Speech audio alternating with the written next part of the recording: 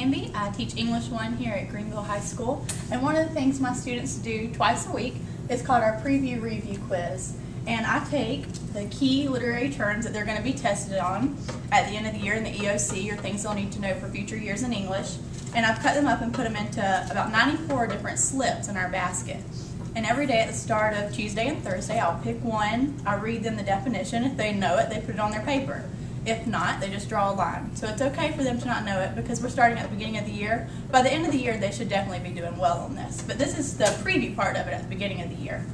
And what we'll do is we'll do the first 10, and then we'll grade them as a class. They come up on the board and mark how many they got total correct. So they may have gotten 7 or 8, and we'll put that on a chart. And then we count out the total number correct for each period, and we chart it right here.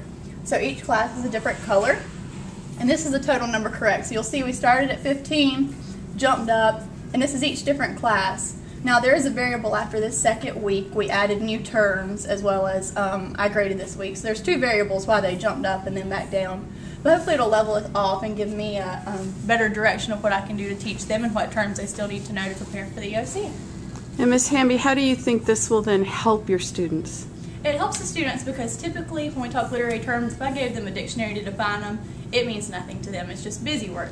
But with this, there's no pressure because it's beginning as a preview. They're getting exposed to it and they don't have to worry about getting a bad grade.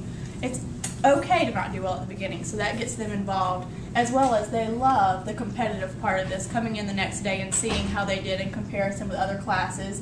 And as we get a little bit further on, probably into next 9 weeks or so, we'll start celebrating once it levels off their all-time bests. So they love the celebration part of it as well as the competitiveness. Thank you. You're welcome.